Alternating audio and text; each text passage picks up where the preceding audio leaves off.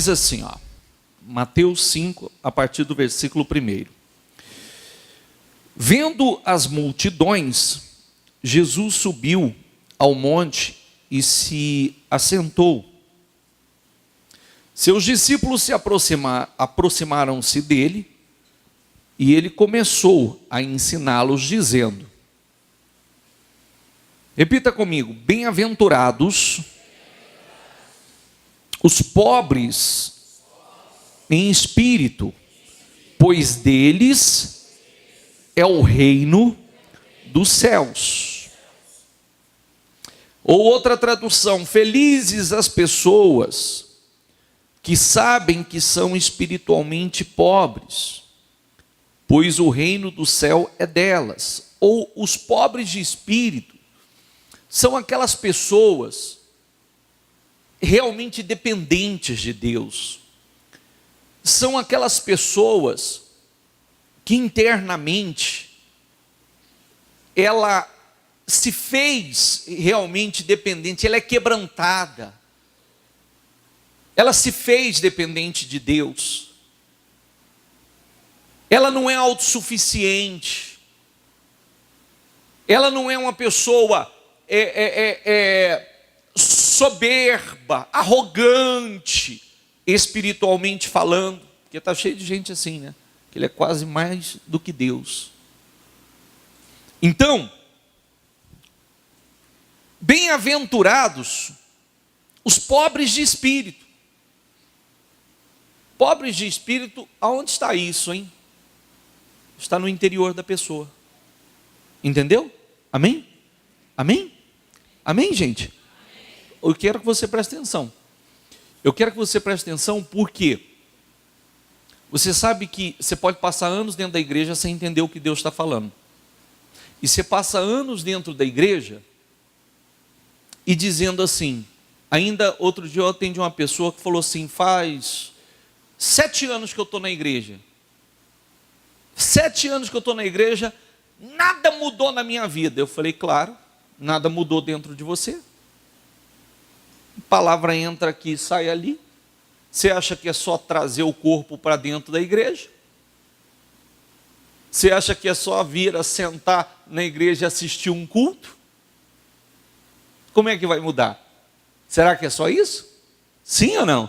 Você acha que é vir e simplesmente você está ouvindo aí e você já não está fazendo uma introspecção, você já não está analisando como está o seu interior, porque lembrando que o exterior é um reflexo do interior, que o que está dentro vai refletir fora. Amém?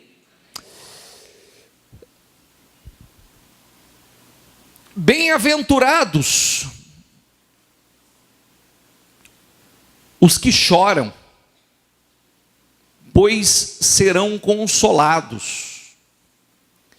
Felizes as pessoas que choram, pois Deus as consolará. E eu vou dizer uma coisa para você, esse choro não tem nada a ver com choro emocional.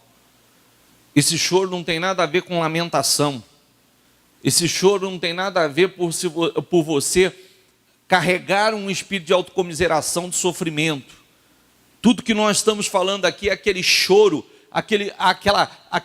aquela dependência de Deus. Aquela pessoa que seja na sua dor ou só na sua alegria, ela se achega cada vez mais a Deus, ela se faz cada vez mais dependente de Deus, ela tem sede de Deus, ela tem fome de Deus, ela nas suas lutas, ela se refugia em Deus, ela derrama as suas lágrimas diante do Senhor, na presença do Senhor, na alegria ela derrama as suas lágrimas na presença do Senhor, tudo na vida dela é compartilhado aos pés de Jesus. Amém? Sabe aquela situação, não dizem por aí que tem pessoas que é o seguinte, ele está triste, ele bebe. Ele está alegre, ele bebe. Ele está deprimido, ele bebe. Né? Ele está eufórico demais, ele bebe. Tudo que ele faz é desculpa para beber? Sim ou não? É a pessoa que deve ser espiritualmente. É como a pessoa deve ser. Ele está feliz, ele está na presença do Senhor, o coração rasgado diante do Senhor, aquela sede de Deus, aquela fome de Deus, os momentos de tristeza na presença de Deus, os momentos de alegria na presença de Deus, tudo que ele faz é buscando a Deus, adorando a Deus, se quebrantando cada vez mais diante de Deus. Amém?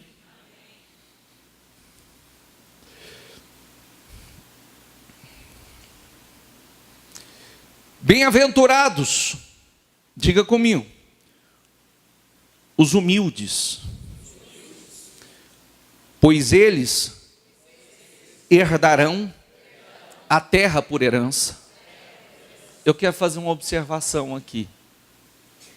Inclusive, eu quero fazer uma observação muito importante. Para aqueles que só esperam as coisas quando partir para a glória.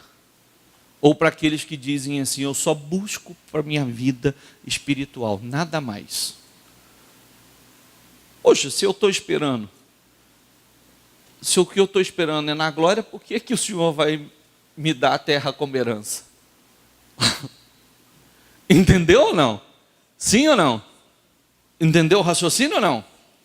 Não tem aquelas pessoas que elas fazem assim. Outro dia mesmo tinha alguém falando assim, porque a gente tem que buscar só no céu, somente as coisas do céu.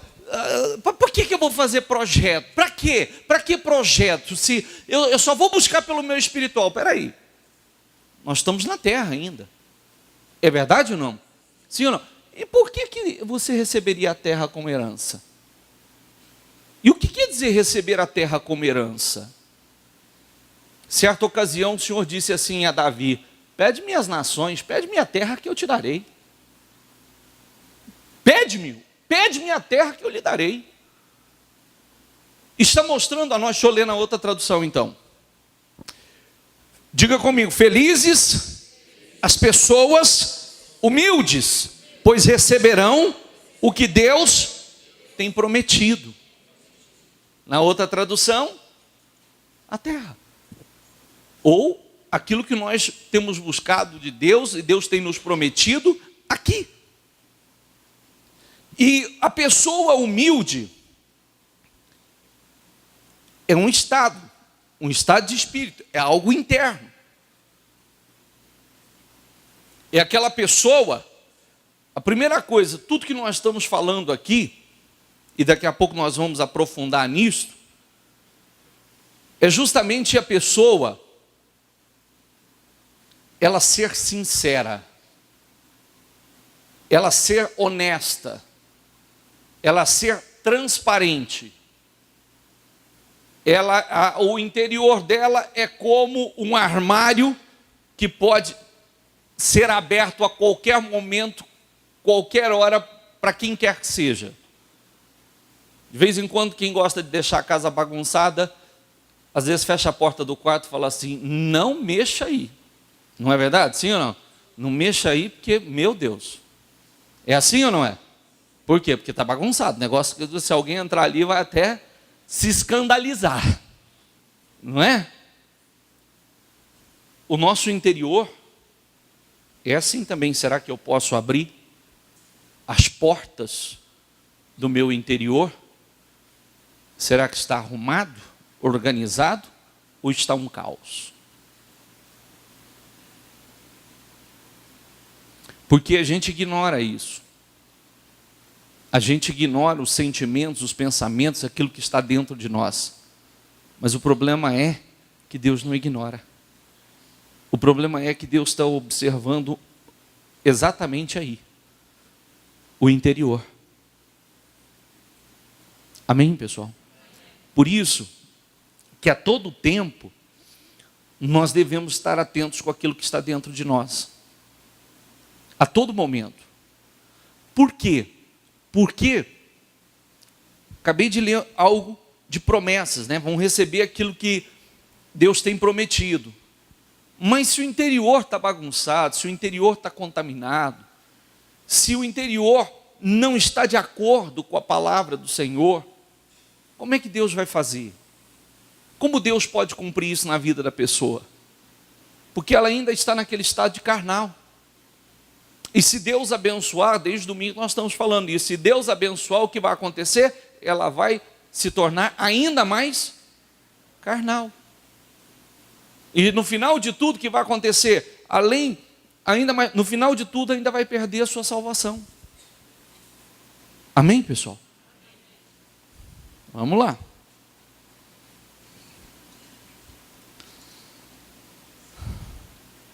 Sete. 6. Vamos repetir o 5 de novo? Bem-aventurados os humildes, pois eles receberão a terra por herança. Ou seja, serão abençoados na terra. Bem-aventurados os que têm, diga comigo, fome e sede de justiça, pois serão satisfeitos. Vou ler outra tradução. Felizes as pessoas que têm sede, que têm fome e sede de fazer a vontade de Deus, pois Ele as deixará completamente satisfeitas. Sede e fome do quê? De fazer a vontade de Deus. Felizes as pessoas que têm sede e fome de justiça, de ser justo, de fazer a vontade de Deus. Outra tradução, bem-aventurados, abençoados. Essas pessoas serão abençoadas, essas pessoas serão benditas, essas pessoas serão felizes. Amém, pessoal? Amém, gente? Lembra, uma vez eu falei sobre isso, aliás, direto eu falo sobre isso, né? Eu posso resumir isso aqui dizendo assim para você: quer crescer fora? Cresça dentro. Cresça internamente, espiritualmente. Quer que tudo melhore fora? Melhore dentro. Porque quando a mudança, como disse, diga comigo, é de dentro para fora.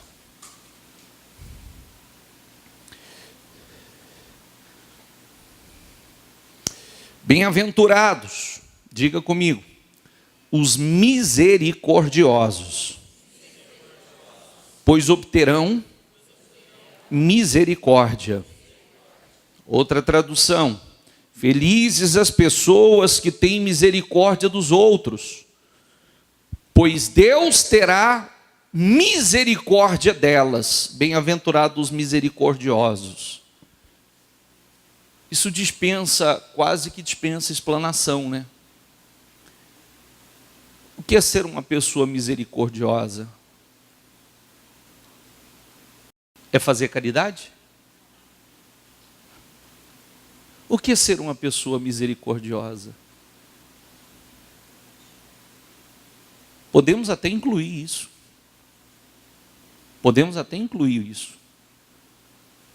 Mas a pessoa misericordiosa,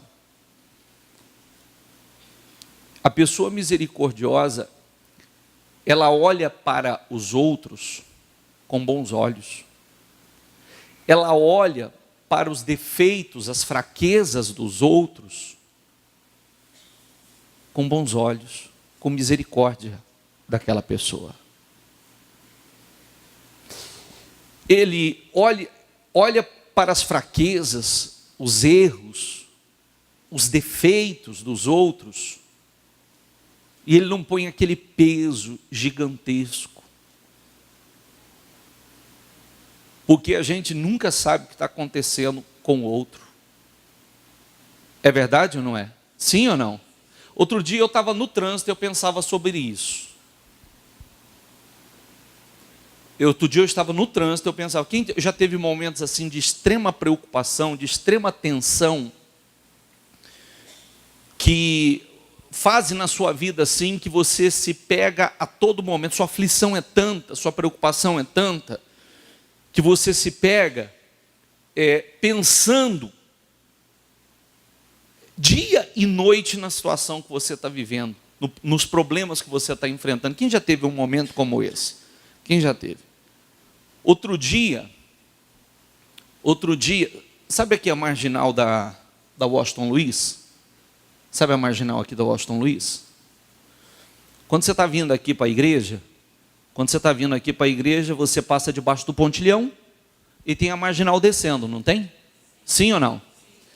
Você acredita que uma pessoa, que o trânsito é intenso ali, o trânsito é intenso, e a pessoa, ele chegou ali e ele virou como se fosse mão dele, e subiu com aquele trânsito intenso, todo mundo buzinando, e ele só foi cair a ficha uns 150 metros para frente, que ele já tinha entrado na contramão.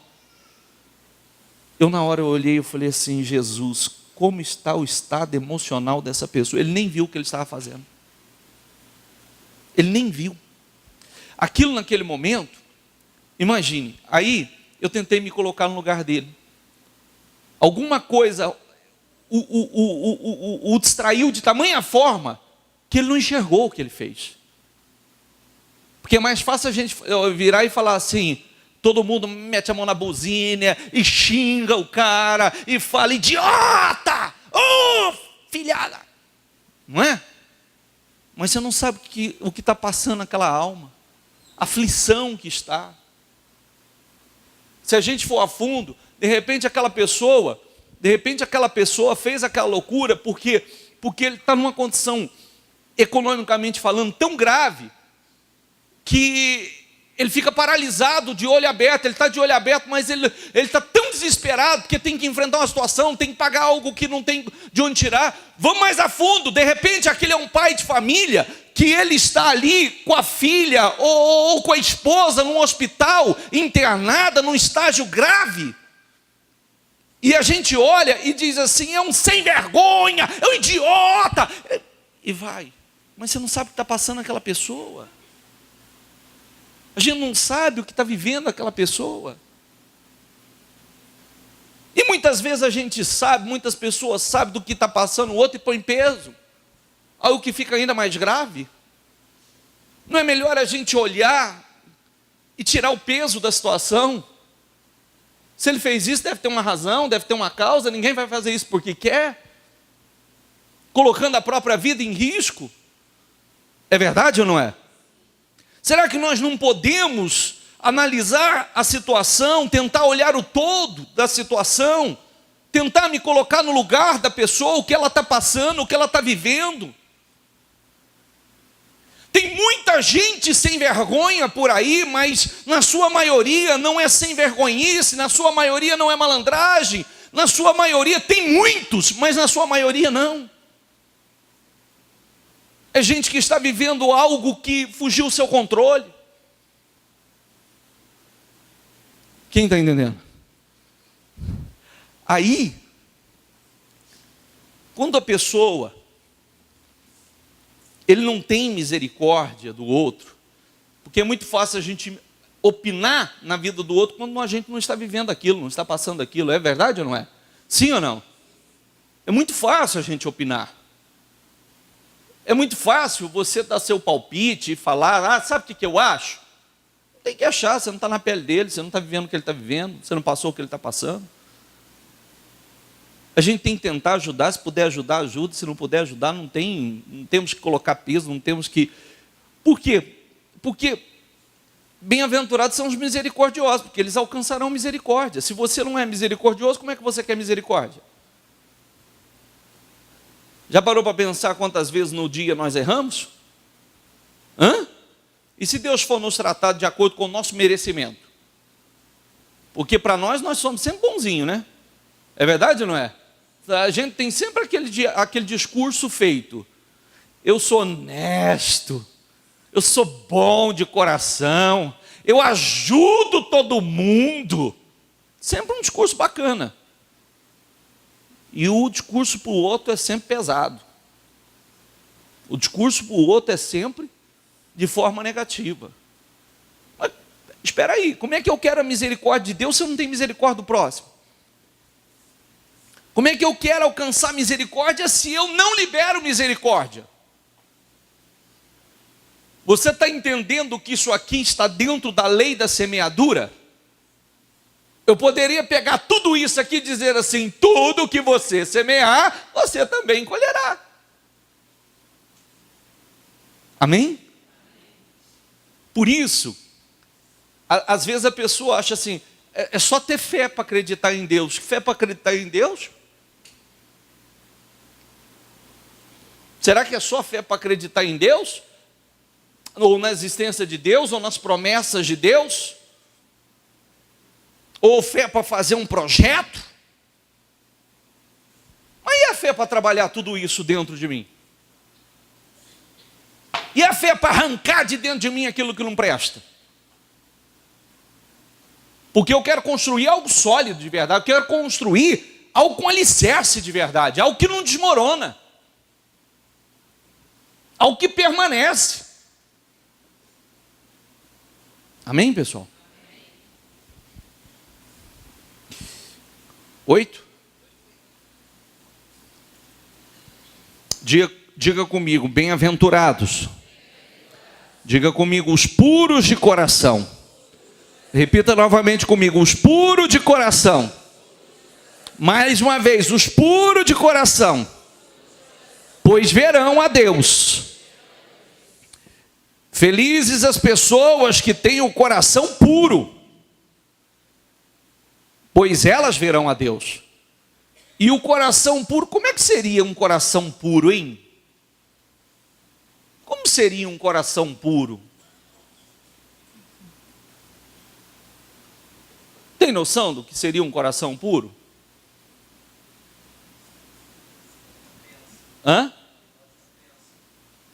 Bom, sem malícia, sem maldade. Citou bem. Ele disse, um coração como de uma criança. Entendeu? Um coração como de uma criança. Sem malícia, sem maldade. Aquele coração limpo. Você faz uma correção aqui, daqui a pouco ele já está rindo para você ali. Você pega ele de cinto aqui, daqui a pouco você fala assim, vem cá com o papai. Se o papai dá um abraço, ele já vem todo. Tem nem mágoa, não guarda nem mágoa. É ou não é? Deus quer isso dentro de nós. Deus quer isso dentro de nós. Entendeu? Deus quer essa pureza. Deus quer que aceite a correção. Lembra eu já contei a história do Vitor ou não? O Vitor, né? Vem cá, Vitor. O Vitor era gordinho, bundudinho ele continua ainda. Não, agora é bundudão. E eu falava assim para ele, Vitor, é o seguinte, filho, se você me der trabalho na igreja hoje, se eu tiver que falar com você na igreja, cada vez que eu tiver que chamar a tua atenção, vai ser uma cintada. Eu chamei uma, é uma cintada. Eu chamei duas, é duas cintadas. Eu chamei três, é três cintadas. Eu chamei quatro, é quatro cintadas. O tanto que eu tiver que falar com você é o número de cintada que você vai levar. Virou baterista. E aí, eu falei, eu vejo tudo, viu? E aí um dia ele me deixou chamar a atenção dele. Ele me deixou chamar a atenção dele. E aí aqui na igreja mesmo, eu já dei um sinal para ele. Eu falei, combinado, né? Lembra? Aí, a avó dele foi no carro, falando assim para ele, filho, agrada seu pai que ele não vai te bater. Agrada, porque vó é uma benção, né? Agrada seu pai que ele não vai te bater, agrada, faz... E ele foi no caminho tentando brincar comigo. E aí, pai, aquela gracinha toda e tal. Aí, a hora que chegou em casa, eu falei assim, pois bem, lembra do combinado? Eu, para mim, assim, fez assim. Eu falei, então, agora sobe lá em cima, pega a cinta e volta aqui. Aí, né, ele era bundudinho, gordinho, estava subindo a escada assim, né? Todo. Tá bom, pai. E eu, coração rasgado, né? Mas era o seguinte: eu prometi, minha palavra não vai cair no descrédito. Se eu falei que eu ia fazer, eu vou fazer. Aí tá subindo com a bundinha. Aí parou assim, falou assim: pai. Eu falei: oi. Posso fazer uma pergunta? Falei: pode. Vai ser uma ou duas? Eu falei: não sei, eu vou ver ainda, vai lá buscar. Tá bom. Assim, com uma criança, vai passar pela correção, sabe que vai passar pela correção e ainda não está com aquela, sabe, aquela ira, aquela revolta, aquela pureza, vai passar pela correção, eu aceito a correção. Liberado.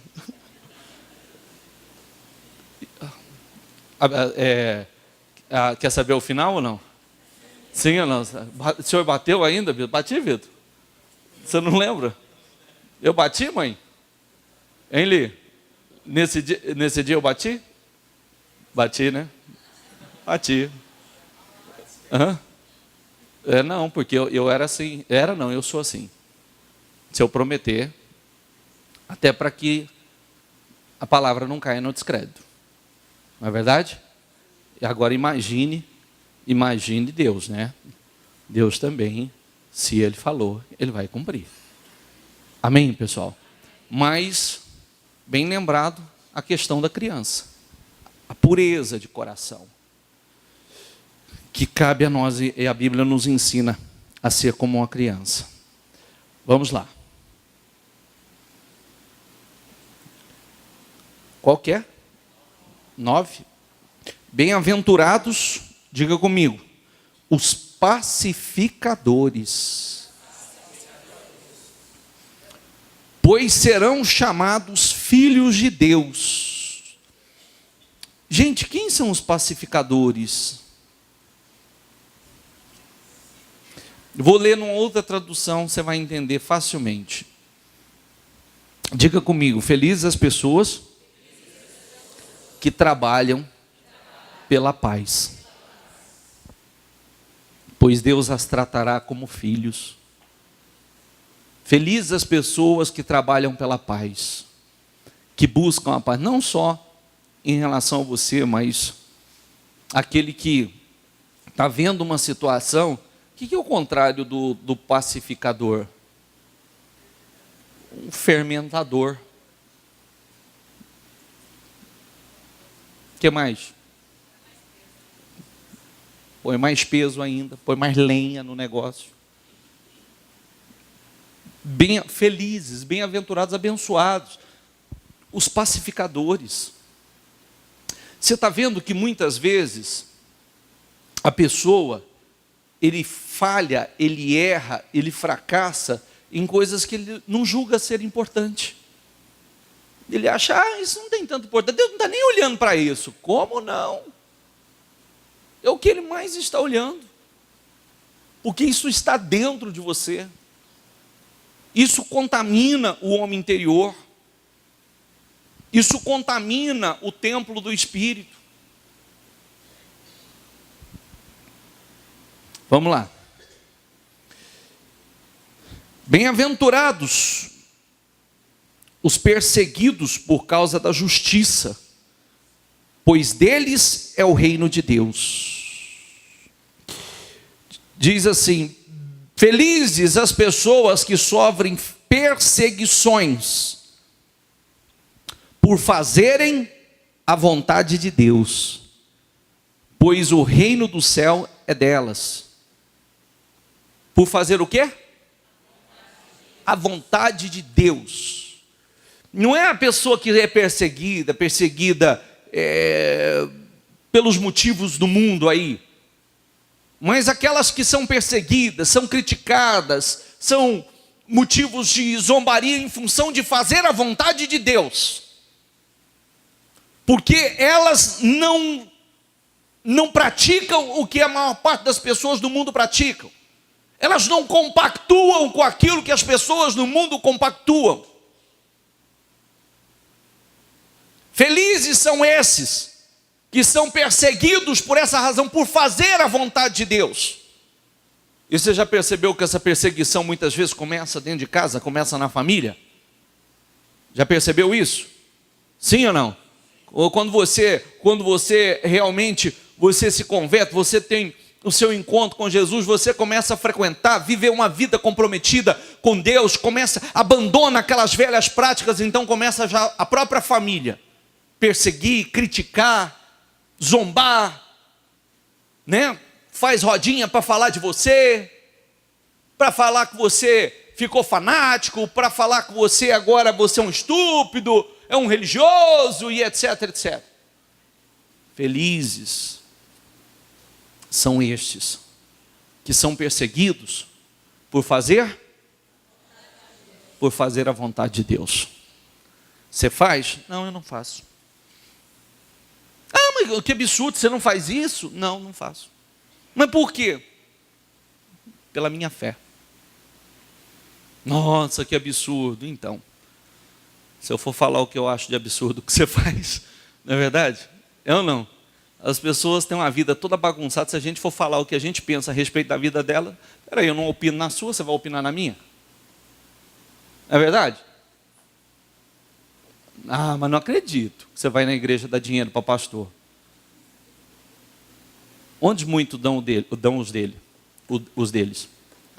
Tem gente que na jogatina, tem gente que na casa de bebida, outros na casa de prostituição, casa de jogos, e assim vai. E você? Na casa de Deus.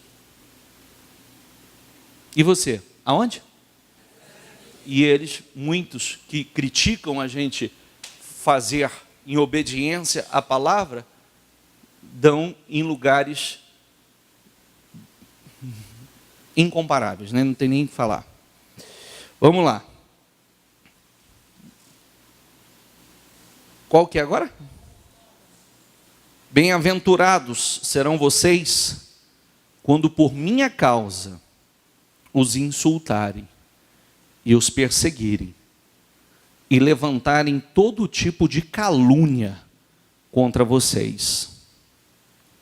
Alegrem-se e regozijem-se, porque grande é a sua recompensa nos céus, pois da mesma forma perseguiram os profetas que viveram antes de vocês.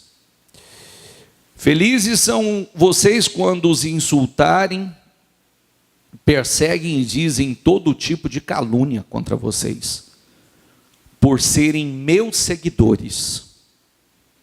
Fiquem alegres e felizes, pois uma grande recompensa está guardada no céu para vocês, porque foi assim mesmo que perseguiram os profetas que viveram antes de vocês.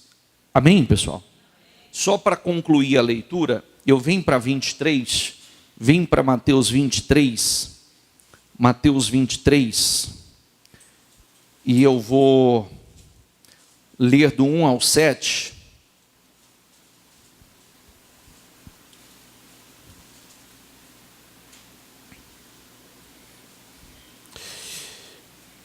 Diz assim, ó, Mateus 23, diz assim, ó: Então Jesus disse à multidão e aos seus discípulos: os mestres da lei e os fariseus assentam na cadeira de Moisés,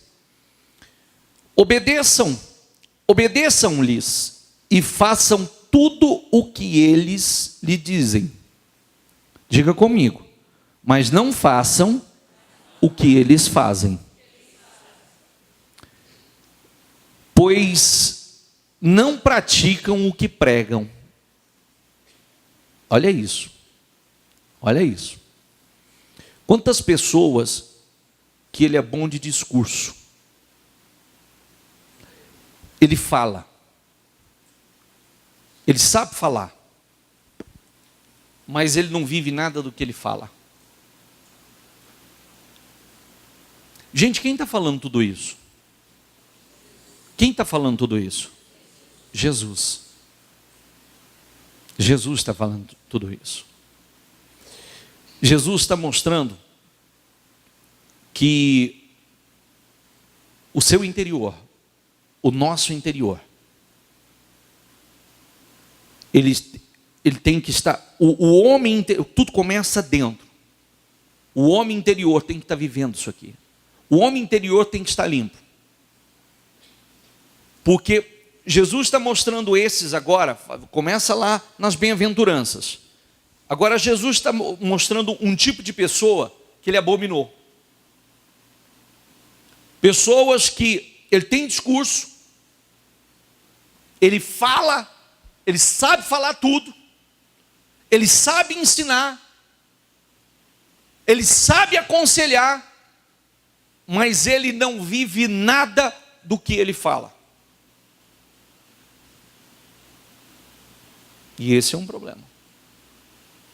Você já prestou atenção? Porque a todo momento,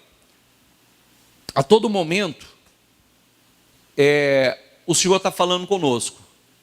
Você já prestou atenção que às vezes, se você estiver falando com uma pessoa e dando um conselho para uma pessoa, você já prestou atenção que muitas vezes você para e fala assim: poxa vida, o que eu falei agora serve para mim. Nossa, o que eu falei agora é um conselho para mim mesmo. Porque a gente fala, a gente sabe ensinar, e na hora de colocar em prática, eu preciso colocar em prática. Eu não posso, porque esses homens até estavam falando a coisa certa, mas esses homens estavam perdendo e perderam a sua salvação. Perderam a grande oportunidade da vida deles. Porque eles sabiam falar, eles não viviam.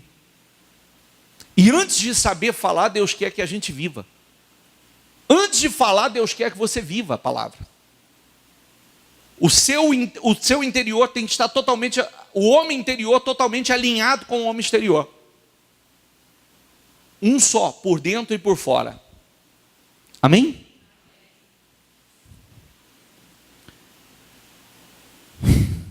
Vamos lá. Estou quase terminando. Nós estamos falando do que aqui? Diga comigo, nós estamos falando do quê? Sabe do que eu estou falando? Só para ficar mais interessante a pregação para você. Estou falando das tuas vitórias. Estou falando da sua felicidade. Eu estou falando das suas realizações. Eu estou falando da materialização dos teus projetos. É disso que eu estou falando.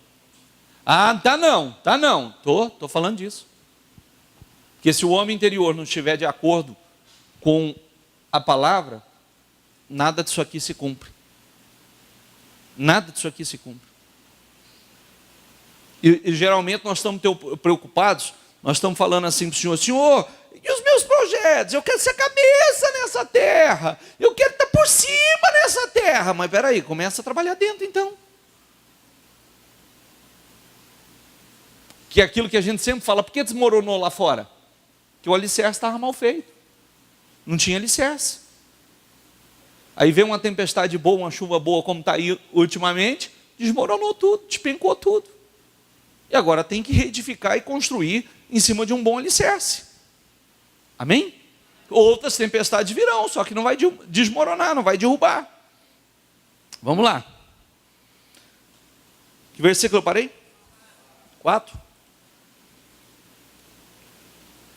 Eles atam fardos pesados e os colocam sobre os ombros dos homens, mas eles mesmos não estão dispostos a levantar um só dedo para movê-los. Que cai dentro daquilo que a gente estava falando agora, né? Às vezes a pessoa coloca um peso tão grande sobre o ombro do outro, e quando na verdade ele mesmo não está disposto a fazer nada, ele não carrega, ele mesmo não carrega. Tudo o que fazem é para serem vistos pelos homens. Eles fazem seus filacréditos bem largos, bem largos. Como é que está aí? E as flanges das suas vestes bem longas. Gostam do lugar de honra nos banquetes e dos assentos mais importantes nas sinagogas, de serem saudados nas praças e de serem chamados mestres. Mas vocês não devem ser chamados mestres. Um só deve ser chamado mestre de vocês, e todos vocês são irmãos. A ninguém na terra chamem pai, porque vocês só têm um pai, aquele que está nos céus. Eu quero que você venha para o 15, aliás, eu quero que você venha para o 23. 23. Estou terminando a leitura, gente. Diga comigo: ai de vocês, mestres da lei e fariseus, hipócritas. Vocês dão o dízimo da hortelã, do endro e do cominho, mas têm negligenciado os preceitos mais importantes da lei: a justiça. Diga comigo, a justiça. O que é a justiça que nós falamos agora há pouco?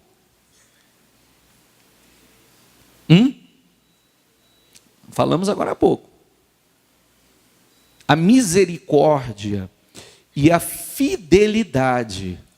Diga comigo, vocês devem praticar estas coisas sem omitir aquelas. Guias cegos, vocês coam um mosquito e engolem um camelo.